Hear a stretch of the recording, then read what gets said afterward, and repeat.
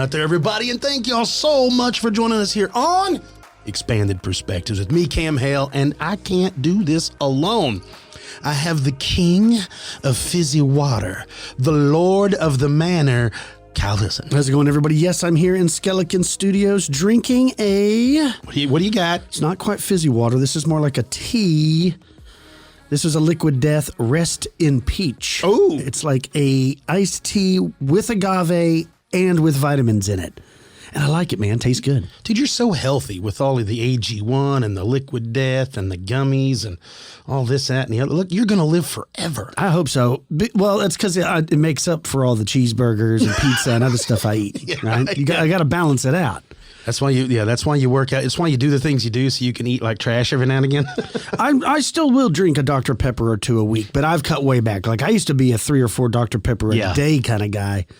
I only probably have 2 or 3 in a week. Most of the time I'm drinking coffee or like fizzy water. I do like Arnold Palmer's. Like I do like a good iced tea. Dude, I'm with you. Like, right. Like what I mean, I'm with you is I'm literally with you. Like on Friday nights when we go have fun, that's when I let myself consume a little things that aren't the best for you. Right. I don't eat candy. I don't eat any candy or any cookies. I don't eat any of that stuff during the week because I save it for Friday in case it gets hairy at the table. And then that's what it is. We just start going to town on it. So. Yeah, but that's what I've been up to, trying new teas, new flavors like that. If you get yourself, you can go on Amazon. We're not endorsed by them, but you can get yourself a lot of different fizzy waters and iced teas and things. Celsius, that's another one I've recently had that I liked. It's crazy how the market has blown up. Like, did you know like Sonic, the fast food joint, they make alcoholic beverages? I didn't even know that till we went to Alabama. They literally, Sonic makes their own alcoholic drinks. Man. I'm like, what? I had no idea. I'm not into that. I remember when we were young, like there was only beer, and then there was wine coolers, like Bartles and James and stuff, Boone's Farm. But do you remember Zima? When that first came, that was like a craze. I remember drinking Zimas. For like 2 years is all I remember it. And I remember you had to put a Jolly Rancher in them. You could, yeah. Yeah, because they tasted a little... You know what that stuff was like? I don't think that company exists anymore. Yeah, it was made by Coors. Yeah, but I mean, they don't sell Zima no more. Oh, they don't? No, dude. Man. That was only like 2 years. All that was TV static in a bottle. That's all Zima was. I think it was because I was a weakling and I wasn't man enough to drink any hard liquor. And so I would drink the Zima. You know, you're talking about like... Well, because you remember what we called them in high school were cheerleader beers. Yeah, that's true. But yeah, I mean, look. I still can't drink hard liquor. Like I always thought that was something I'd grow into. Man, I don't mind a bourbon or whatever, but like I can have one. That's it. My brother-in-law and them, they go hard on that stuff. That's all they like. I can't do it. I always thought I would do it. My father used to drink, shout out to Pops. It's his birthday today. 73 years young. But he can't be stopped. Human cockroach. The human cockroach. He used to always drink scotch and stuff. And I'd be thinking, man, I'd take a sip. I remember those. Tastes like drinking that thinner you use over there for your minis. Right. Tastes terrible. I don't know how anybody be like, oh man, can you taste the peat in there? Right. You can. I'm like, nah, man. No, tastes horrible. All I taste is the burn. Like that's it. I do like a dirty martini. I like the idea of drinking. I've always liked the idea of holding the tumbler. I like the act holding of drinking. the tumbler with like the round marble in it for the cold. I know what you mean. Yeah. And then you've got your bourbon or your scotch or whatever flavorful whiskey that you want in there. And then you've got your cigar and you're like in a big library. I love the idea of that. The problem is mine has to be tea.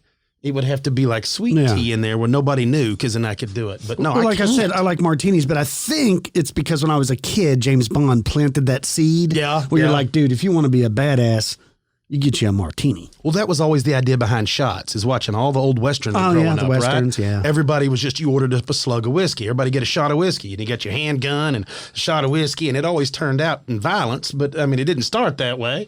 But I can't do shots. I hear you. I don't know. We do a bunch. Kyle and I like, what are those called? Buttery nipples? No, I'm kidding. No, dude, you want to throw up. That's the kind of stuff. Any kind of sweet stuff. Yeah. Well, let's get into some news. Yeah, Check this out. Cam, I want to talk about this famous case. I don't know if you're familiar with a man named Jan Wolski. The only Jan I'm familiar with is the Latvian Eagle. I know Giannis. and Jan Hammer. Jan Hammer. Yeah, Yeah. he wrote the music intro for Miami Vice. That's correct. Now, this must have been a relative of his, Jan Wolski. Now, this took place on May 10th, 1978. Jan Wolski at the time was 71 years old. All right. And was passing through a forest near Emlken in eastern Poland in his horse-drawn cart when he noticed two individuals ahead, walking in the same direction, but with supple jumps, like divers on the seabed. Like they were walking weird, like bouncing on the moon. Uh-huh. When one of them approached a muddy patch, his feet seemed to slide across the mud. When Wolski caught up with the strangers, they walked alongside the horse and cart for a while, then jumped on board and sat down gently, one on each side, gesturing to Wolski to just carry on. So, Wolski drove on while the strangers exchanged some words in an unknown language. Shortly as the cart approached a clearing in the forest, a strange, almost transparent white object could be seen hanging in the air about 70 meters away. It was emitting a faint humming sound. Now, Wolski described the object similar to a short bus, but with a roof like on a barn. He said it was about 5 meters in length, 3 meters in width, and about 2.5 meters in height. It shone as if it was nickel-plated. There were no visible windows seen. At its four corners and halfway up it, had on the outside were barrels with black vertical rods running through them and carrying what looked like spirals, rather reminiscent of corkscrews. Now, these black rods were rotating very fast. The corkscrews were emitting a range of different colors, and the barrels seemed to have been the source of the humming. When closer to the object, Wolski said that the sound was like that of bumblebees in flight. The craft's surface was smooth, stainless, and seamless. At a height of around 50 centimeters from the ground was suspended a lift held by 4 thin cables attached above the entrance to the craft, which had descended as the trio approached. Stepping on the platform, one of the entities invited Wolski to come aboard, gesturing to him that he should grasp one of the cables. After rising rapidly, the lift stopped in front of an opening, and Wolski was motioned inside. So he did. Inside, Wolski stepped into the chamber with walls that were almost black and saw 2 more beings identical to the first 2. The chamber, he said, was rectangular. There was no internal lighting other than the daylight from the open door. The walls, the floor, and ceiling were a grayish black, the same color as the overalls of the occupants. The floor was shining, as though it were polished. The walls were smooth and hard to the touch, and made of a material resembling glass. After the 4 walls were seats, each fastened by 2 black cables. No apparatus was seen inside the contraption, with the exception of 2 black tubes that ran from one gable wall to the other, and 2 holes about 30 centimeters apart. Into each one of those, which entities inserted alternately a small black rod from floor to ceiling. The height was about 1.8 meters. Now, on the floor of this cabin were about 10 crows or rooks, which seemed to be paralyzed, though they could move their heads and eyes. The 4 identical beings of indeterminate sex were about 1.4 to 1.5 meters tall and had delicate, slim figures. They were dressed in tight-fitting, flexible one-piece suits of a grayish-black rubber-like material, covering the entire body except the faces and their hands.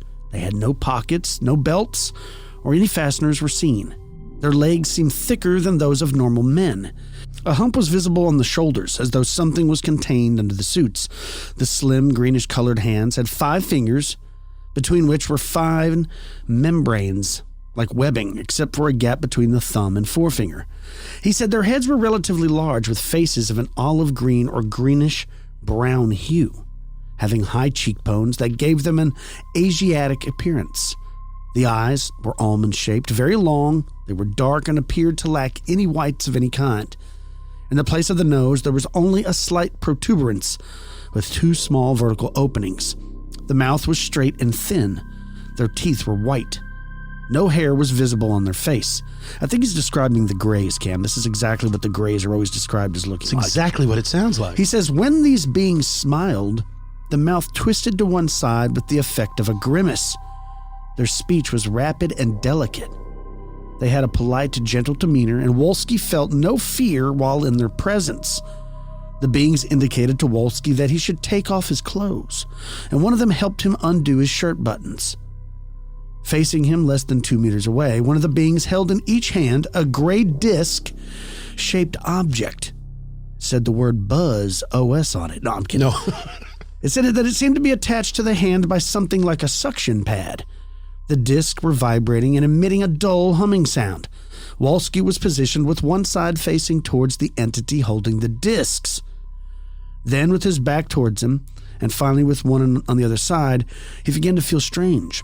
Wolski's arms were raised alternately by the entities, whose fingers were very cold. And during the process, he smelled an odor, similar to that of burning sulfur, a smell that lingered in his clothing for days afterwards. When ready, he was shown the way out. They bowed and said goodbye. The beings were smiling, and he said the same lift that took him down almost to the ground was right by his horse and cart. And Wolski turned around to look at the contraption. 2 or 3 of the beings were watching him from the entrance, and he did not remember seeing them depart. So this was a true, as depicted by Jan Wolski, alien abduction that happened back in May of 1978 in Poland. It's a famous case. He was given tests all for years and years after the incident, and his story never changed. And he didn't, profit from it. But the old farmer said, "No, man, this happened." And it's like so many other cases of alien abduction. Some people feel fear. Some people are terrified. They have post-traumatic stress disorder because of it. And other people simply aren't affected by it. They weren't scared. They feel like it was just a weird encounter. Kind of cool. Like they feel special. Like I got chosen. Of all the creatures flying around in space, they chose me. When he's describing what he saw, I couldn't help but think about Men in Black. Like a lot of the characteristics they were describing is kind of that awkwardness of the way they describe certain encounters of Men in Black. Yeah. It is so weird. And then they tried to use crazy alien space magic to get his shirt off. Take your shirt off, Paw. Yeah. And he's like, back on up now. And the disc things that were suction cupped to the hand is like an iPad, right? Yeah. It's like they're holding. They said it was buzzing. It was. Like it was emitting some sort of sound, like a vibration. Dude, that's crazy. What could it have been? Maybe it's a scanner. That's what that thing's doing, is scanning him. Yeah, I mean, maybe they're just really efficient. Like the people with the iPads at Chick-fil-A drive-thrus. I mean, they're very, very efficient. Here we go. They do not mess around. I mean, don't be deterred by a long line. They are efficient. But here's the thing too. It's not the iPad that makes them efficient, because Kyle and I both have one and we're not really that efficient. So I agree, but you know what I'm saying? Like for hundreds of years, not hundreds, I'm sorry. Thousands. Sorry, folks. He meant thousands of years he's waited in line for chicken sandwiches with pickles. Yeah. For 100 years, okay, maybe 100 years, people have been having drive-thrus. At least 100 days. Why did it take so long for somebody to figure out how to do it efficiently? Same thing with Amazon. Like we've literally had mail. They're like, dude, there's no way we could ship it to you any faster than 5 days. And then all of a sudden, this Bezos guy comes and goes, "Nah, I can get it to you in 5 hours." That's right. And he can, and he does, and that's why he's the richest man in the world, or maybe second richest, but. Boy, I love me some Amazon. Man, oh man, I love waiting in line for 1,000 years. Here we go. I got something for you, bud. Of course, listen, I've got family in Georgia, so that's kind of one of those deals. And then, of course, our homie Lon, he loves to send me things, the odder the better, and that's what I love about him. So get a load of this. I was 10 years of age when this incident occurred. I and my family were living in an apartment complex at the time in Dunwoody, Georgia. I was walking with my mother to the bus stop. Suddenly, about 5 to 10 feet away, there was an apartment building about 15 to 20 foot between here. It says, to the right side of my mother and I, there were what seemed to be 2 or 3 of these humanoid beings, which were covered in what seemed to be white robes and emitting bright light around their bodies. This bright light is what probably caught my attention in the first place. I pointed to them and asked my mother what those people were, something along those lines. My mother remembered me asking her this, but she did not see anything. She told me she just felt a very strong presence. The fact that she was there with me and remembers me asking the questions is proof to me that it was not a hallucination or a dream. One of these beings was standing in front of the other, one or two behind it. I can't remember the appearance of these beings in the back, but I could clearly see the face of the one standing in the very front. It seemed very human-like and youthful. It had curly hair and a blank stare until I noticed that I was looking, or it noticed that I was looking at it. Then its eyes widened as if it were surprised that I had noticed it. I was not supposed to be able to see them once, and I believe that this being made eye contact with me and then observed us seeing it. Everything on their upper torso was white with a gray tone kind of mixture, including their faces. They were almost transparent, like one would imagine a typical ghostly figure would be. I mentioned only upper torso because I don't recall them having any hands or legs or feet, anything like that. They also seemed to be floating because of this. I turned my head for 1 second and then quickly back, but as I did, I remember seeing them sort of float or hover away back down some stairs that were in the vicinity. Then I lost sight after that. These beings seemed to be conscious of some sort, aware of their surroundings, and did not want to be seen by me or anyone else, but they did seem to be there for a reason. Now, I do not remember anything before or after this event, but my mother told me it started off as a normal day, and after I got back from school, she told me I asked her about the beings. I have sketches that I have drawn, but I can't find them at the moment, but when I do, I will send them if you need them. In the meantime, if you have any information about this or what they possibly could be called or what I may have seen, please let me know. I am now in my mid-20s, and although I have had a few unexplained occurrences throughout my life, none of which were as vivid as this was. I've not seen anything on that level or like this since. Thanks, L. So 3 glowing robed beings that only they saw as a child. Right. Again, it feels like the machine elves, right? That's It's exactly almost what like what it is like, oh God, they can see us. And it sounds like, you read Lord of the Rings, right? It sounds like an elven character. That's exactly what it sounds like. So I love those stories. Wacky. Speaking of stories I like, let's take a break, and when we get back from the break, I'm going to be talking about some stories dealing phantom locomotives. Stick with us, folks. You're listening to Expanded Perspectives.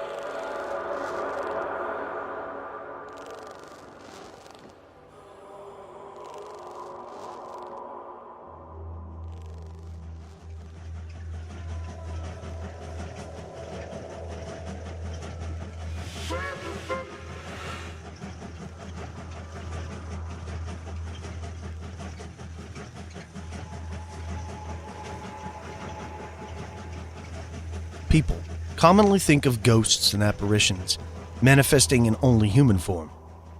But it seems there is also a global phenomenon of ghostly transportation. People have seen ghostly horse riders, horse-drawn carriages, ghost ships, road vehicles, ghost aircraft, and trains have all been reported all across the world. One place that's no stranger to this phenomenon is the United Kingdom. For some reason, the United Kingdom has a long history with the phantom trains.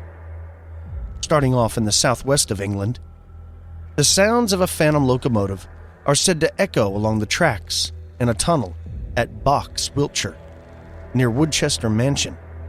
The last appearance of this phantom train was in 2001. Although no train was seen, a film crew who spent a night at the building heard thunderous, disembodied banging sounds, which came to a head as the unmistakable sound of a steam train that plowed straight through the old house. The London area also has a few ghost trains. In 1980, a diesel-powered engine called Nimbus was cut up for scrap metal. However, it has been spotted several times since, running along the tracks at the South Tunnel of Hadley Wood Station.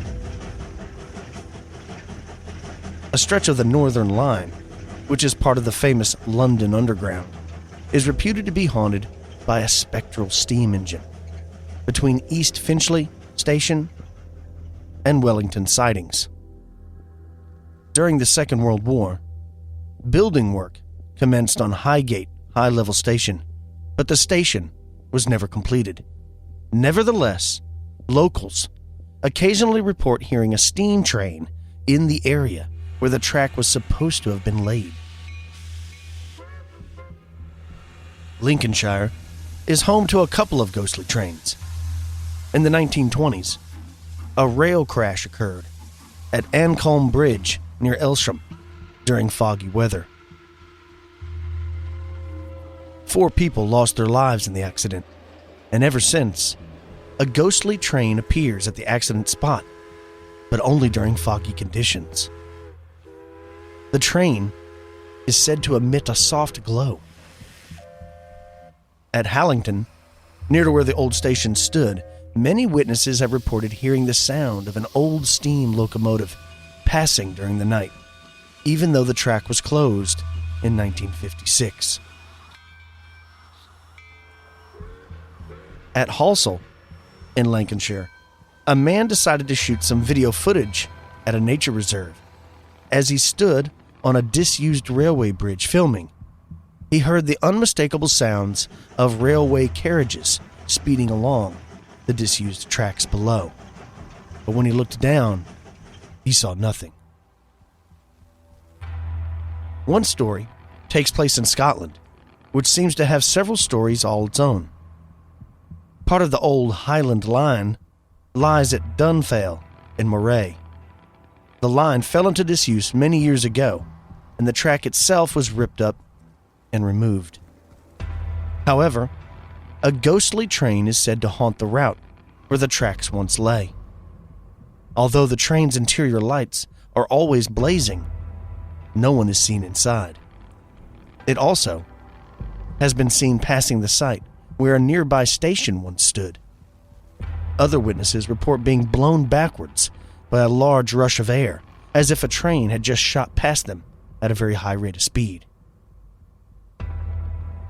Late one night in 1997, a Mr. and Mrs. Madison drove south along a lonely old road. Suddenly, they heard the whistling and chuffing of a steam locomotive close to the old station at Balquidder Junction. In the distance, north of their position, they spotted a line of moving lights which looked remarkably like carriages. Shocked, they related their experience to Mr. Madison's father, and to their amazement, he told them that the line was permanently closed by a landslide back in 1965. The most commonly claimed ghost train sightings in Scotland are alleged to take place on the Tay Rail Bridge near Dundee at around 7:15 p.m. on December 28, 1873. The central spans of the recently constructed Tay Bridge collapsed as a passenger train went across it. The bridge and train plunged into the icy Firth and Tay River below as a force 11 gale howled all around. None of the 75 people aboard survived, and only 60 bodies were ever recovered. Although the recovered carriages were damaged beyond repair, the engine was later salvaged and used again on the line for a few more years. Most of the girders salvaged from the collapsed bridge were incorporated into a replacement bridge right alongside its remnants. Many witnesses have since reported seeing a brightly lit phantom train speeding along the Tay Bridge on the anniversary of the disaster. The ghostly train is said to disappear in the center of the bridge, as if plunging into the icy waters once more.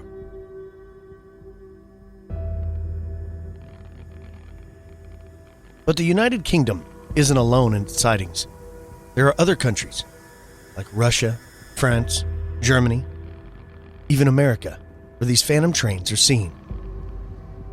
Pittsfield, Massachusetts, is home to a ghost train, which has been seen only twice, and both times in 1958. One of the more unusual ghost trains that has been seen is this one, the one in Pittsfield, Massachusetts.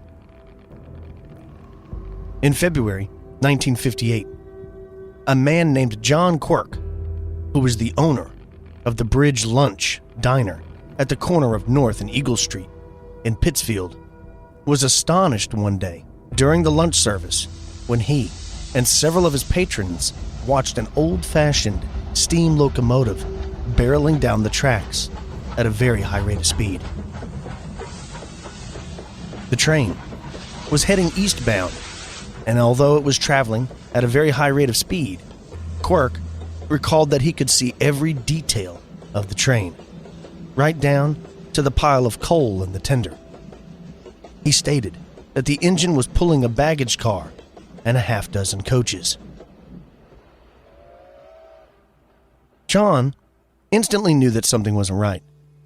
He had owned and worked at this diner for several years before the sighting, and he had watched a dozen or so trains go by every single day.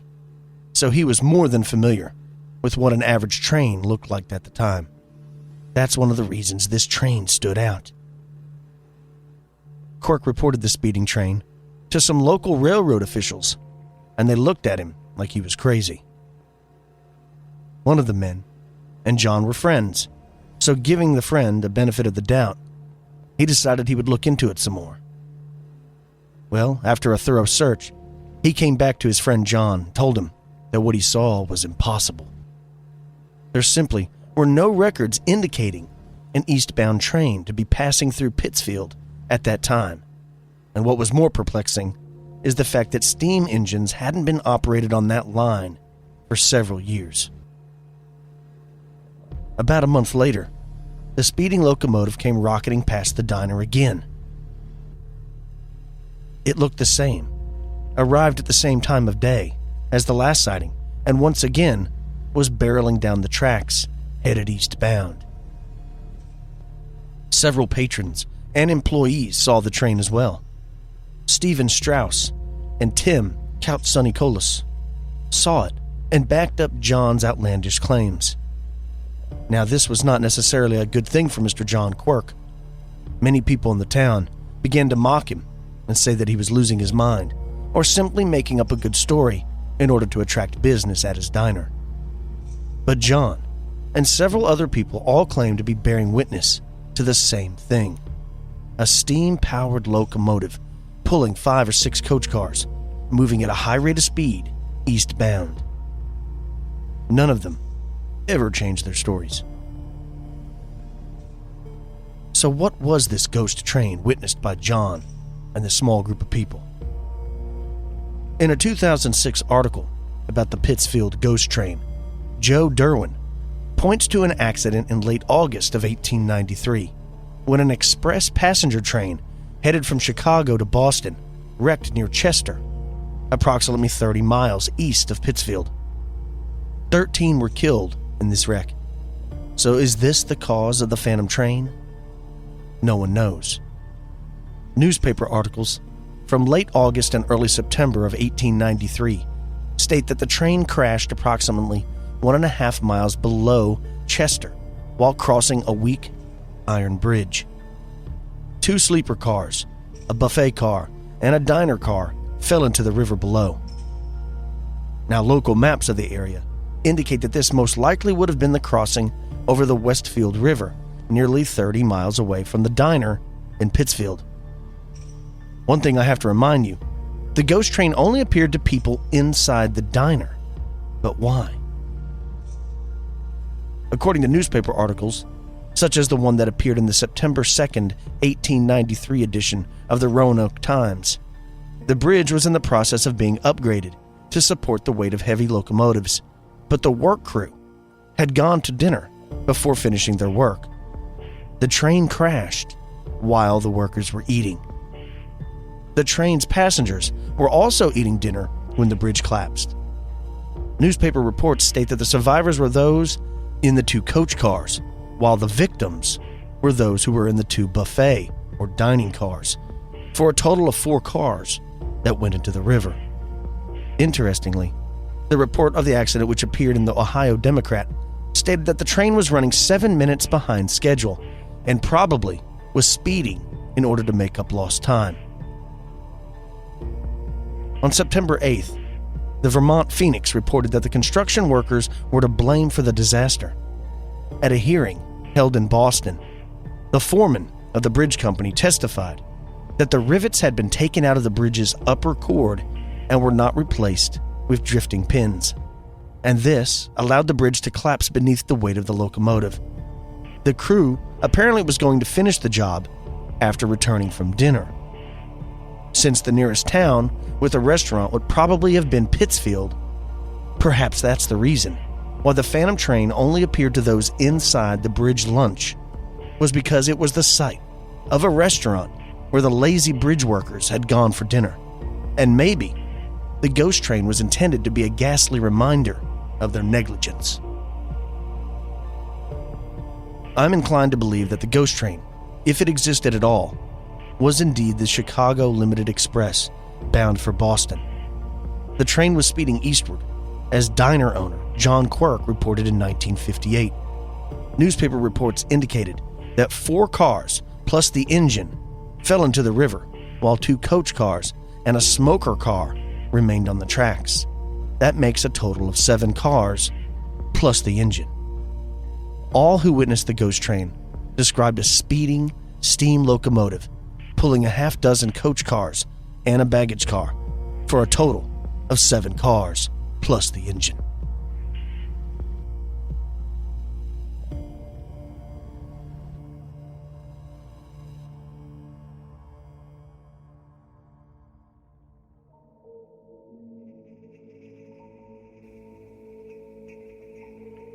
Another interesting Phantom train sighting is the one of the Boston Bridge. In the early morning darkness of August 27, 1891, a steam train derailed off Boston Bridge into Third Creek, just 2 miles west of Statesville, North Carolina, where many were killed. Now, some 125 years later, it is said that every year the Phantom train repeats its final journey, playing out the crash again and again. At approximately 2:30 a.m., the Richmond and Danville Engine 9 left Statesville after taking on a load of passengers and goods. The train was running behind, and so was in a hurry, as the boarding took longer than expected, and the engineer attempted to make up the time along the way. Less than 5 minutes later, and traveling at 40 miles per hour, the steam engine launched off the north side of the Boston 5-span bridge and plummeted to the ground 60 feet below. The engine, tender, baggage and a second-class car, a sleeper, a first-class and a private carriage all crashed into the bushes, rocks, and stream. Estimates say that the sleeper carriage landed 150 feet from where it left the track.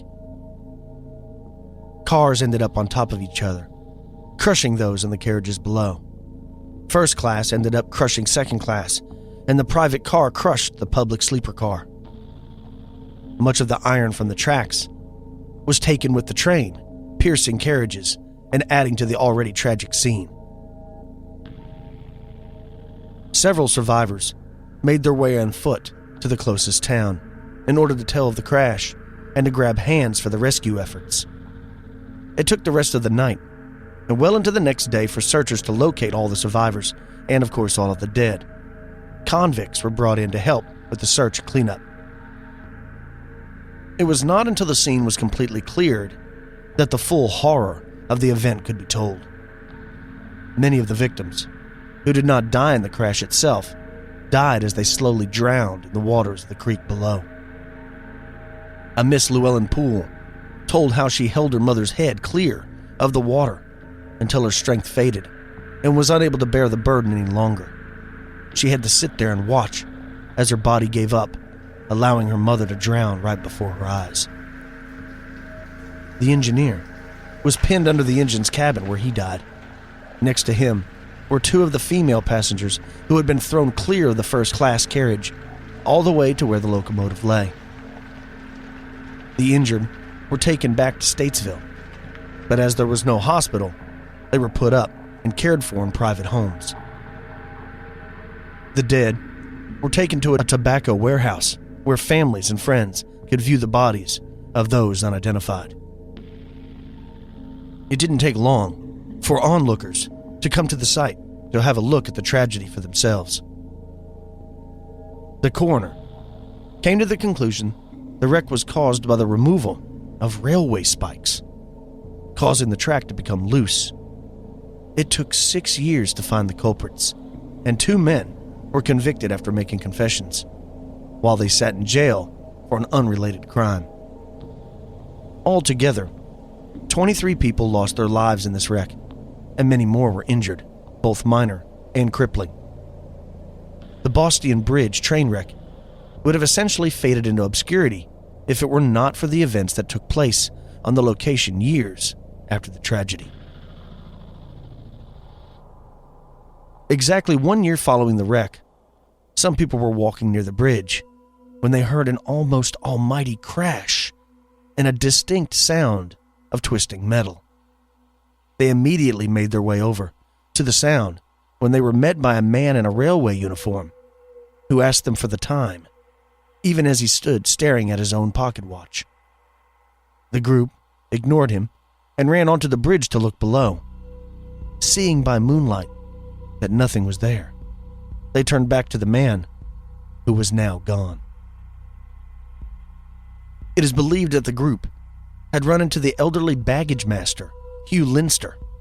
Now, Linster had just been presented with a gold pocket watch for his 30 years of service to the company on the night that the crash happened. In another bizarre sighting, 50 years to the day after the crash, a woman was waiting in her stranded car near the bridge when she was startled by seeing a train come rushing past as if out of nowhere. She could hear the chuffing and see the steam, and then all of a sudden, she heard a tremendous roar of a sound as she watched it derail and crash into the creek below. The noise was tremendous. She frantically made her way to the side of the drop and looked down at the scene below. She could see the wrecked carriages and hear the moans and screams of the trapped and injured. Soon, a car pulled up alongside hers, and she ran to meet the person who got out. It was her husband and the local store owner who had come to help her fix her tire. She yelled and screamed at them to come and help the victims of this crash. But when they arrived, nothing was there. No train, no dead, no injured passengers. She was the first person to actually witness the phantom train of Boston Bridge. People have since claimed to witness this strange event, or at least pieces of it, either the sounds of the train passing or the sound of it derailing and crashing into the ground below. It has become a yearly pilgrimage for ghost hunters and thrill seekers alike. There was even a man killed in 2010 while looking for this ghostly train. The 29-year-old was on the bridge with some friends hoping to get a glimpse of the phantom train when a real train showed up instead.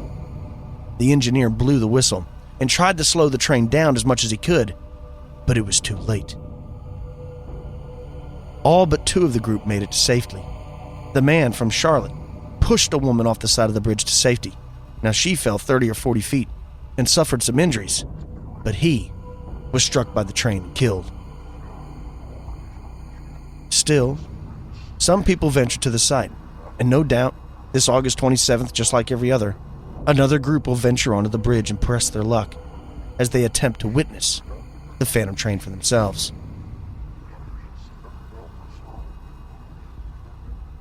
Which leaves us with perhaps the most popular phantom train in the United States, the Lincoln Ghost Train. Abraham Lincoln was the first U.S. president to be assassinated. It was decided by Lincoln's family and the powers that be to bury the murdered commander-in-chief in his adopted hometown of Springfield, Illinois, rather than in the nation's capital. The result was a massively orchestrated funeral procession by train throughout much of northern United States. On the anniversary of Lincoln's death, it's said that a phantom funeral train is sometimes seen running the route originally taken by the dead president's locomotive. Clocks and watches in towns along the way are said to stop cold as the train passes by. Well, as it turns out, one of our listeners claims to have seen this spectral train one evening. And he says, "I'd been transferred to the Hudson Division of the New York Central System and was working the rails on the main line between New York City and Albany. I was on the late shift to start with, since I was a bit of a night owl. And after 6 weeks of stomping the tracks and mending the rails, I was feeling right at home in my new job. Then, just before midnight, on a clear spring night in late April, we got a report of some brush on the track near our station. So, I was sent out to immediately clear it away before the next train came. I had nearly an hour before the next train, and so I didn't hurry as I walked along the rails. It was surprisingly pleasant and rather warm. Overhead, the clouds were obscuring the moon, but the light from my lantern made a cheerful glow in the night. Suddenly, a chilly wind swept over the rails with a whoosh, like a wind just before a thunderstorm. It was so strong that it nearly knocked me over. I staggered backwards, swearing and windmilling my arms to try to keep my balance. I almost dropped the lantern, but I managed to get my balance just before it slipped out of my hand. Shivering because of the sudden cold, I squinted down the track and I saw what looked like a huge blanket of utter darkness rolling towards me. It blanked out the rails, the trees, the sky, everything. "Good Lord, what is that?" I gasped. I leapt away from the track and started to run back towards the station, but the darkness swept up and over me before I had moved even a yard. The lantern in my hand was snuffed out instantly. I stopped, unable to see more than a few paces around me, and to my right, the rails began to gleam with a strange blue light. I staggered backwards from the tracks, my pulses pounding in fear and dread. What was going on? Then, a headlight of a train pierced the thick darkness. It gleamed blue-white in a strange black fog, and when it appeared, the rails brightened in response. A huge steam engine, draped in black cloth, approached, stacks bellowing from a steady stream of smoke. The brass on the engine gleamed, and it pulled several flat cars along behind it. I stared into the windows of the engine, but I couldn't see any crew. Just at the edge of hearing came the faint sound of music, and it turned to look at the flat cars behind the engine. I couldn't believe what I was seeing. I started backing up while just staring ahead and bumped into a nearby tree growing near the tracks. I just watched in disbelief. I know this sounds crazy, but I swear, I think I saw what looked like a couple of semi-translucent, Civil War-dressed men saluting the train as it passed by. And that's when I knew what I was seeing. This was the funeral train of Abraham Lincoln. I had heard about these stories from coworkers and friends in the past, but I thought of it as merely some kind of urban legend. Well, as it turns out, it's real. I've actually spoken to a few other guys who've seen it too. The steam train moved slowly away, and with it went the darkness, and the chill, and the clouds that had been obscuring the moon. In my hand, the lantern sprang back to life. I blinked a few times and brushed away a tear. As the world around me brightened, I saw the reported brush littering the tracks right in front of me. Mechanically, I cleared it away and made sure the track was safe for the next train. Then I went back to the station. The next morning, all the clocks on the Hudson Division were 6 minutes behind, and all the trains were running 6 minutes late. When I asked the station master about it, he shook his head and told me not to worry. He said this happens every couple of years, and I asked him if it was because of the Lincoln ghost train, and he just laughed.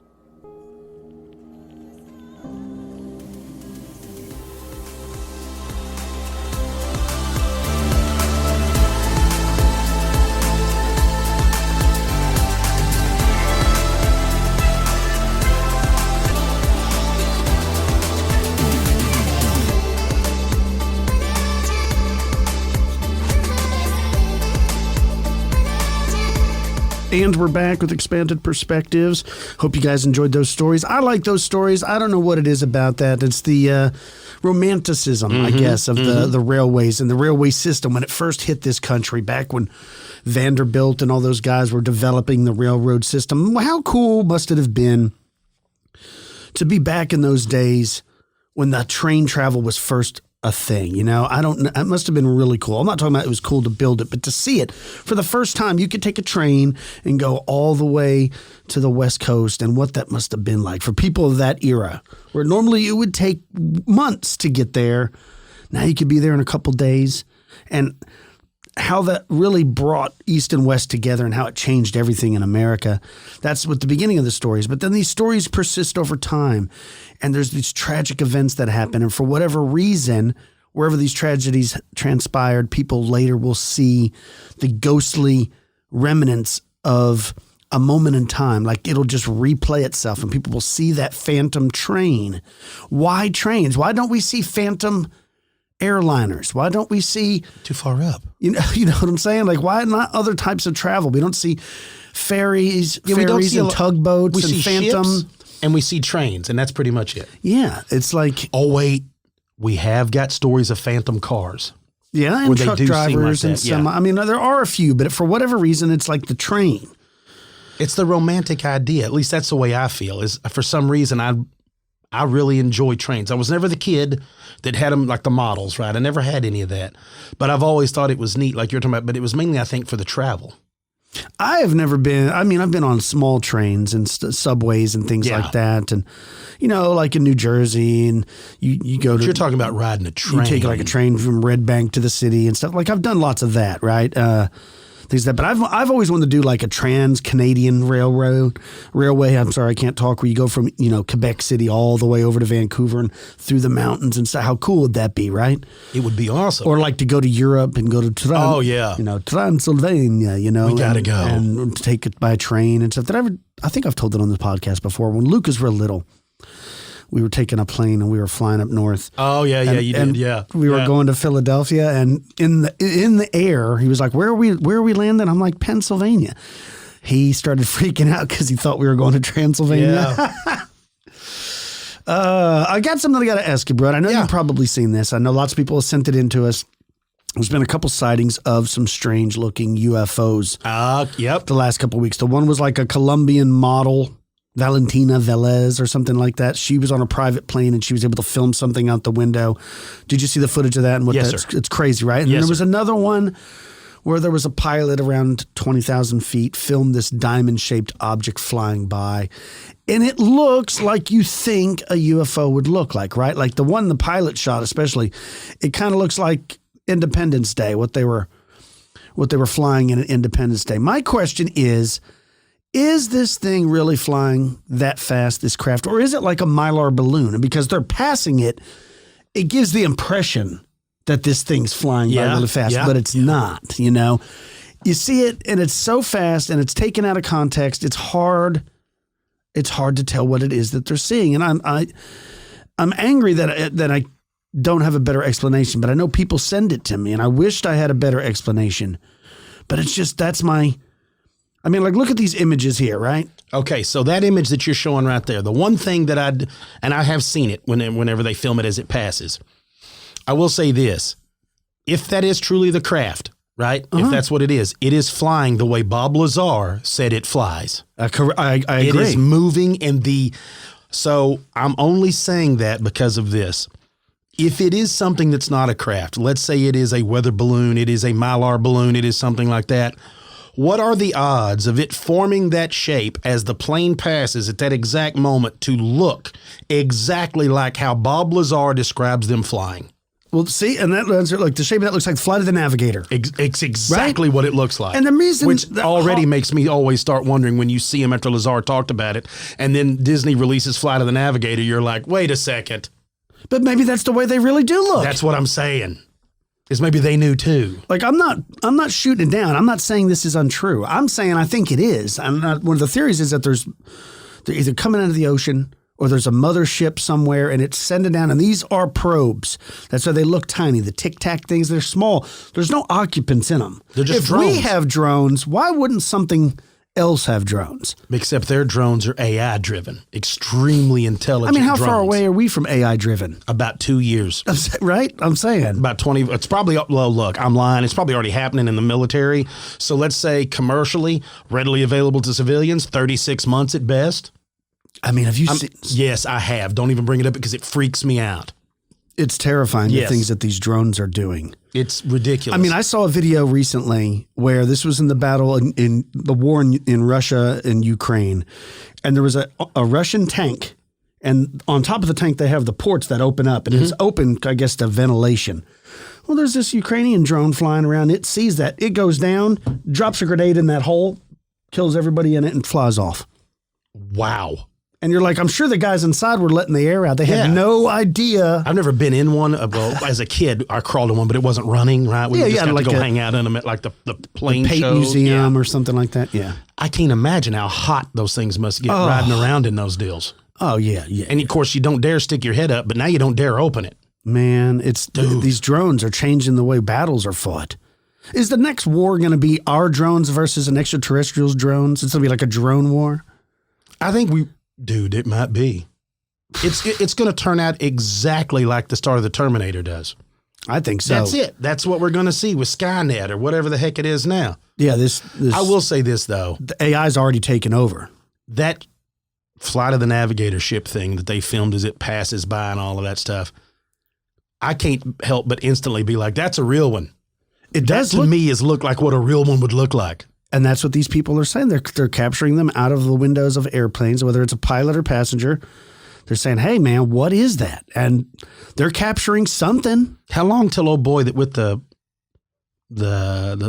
lights, what's the guy's name? The doctor, Stephen Greer. How long before Greer heads out offshore? I think he already does do that. Doesn't they do like the thing you can join for like $5,000? Yeah, but I mean them? way out. Like, you know what, where they were doing a bunch of the practice runs, the military was like, go out to where they're finding all that stuff. Because sooner or later, there's going to be people with Elon Musk money that decides that's what they're going to go look for.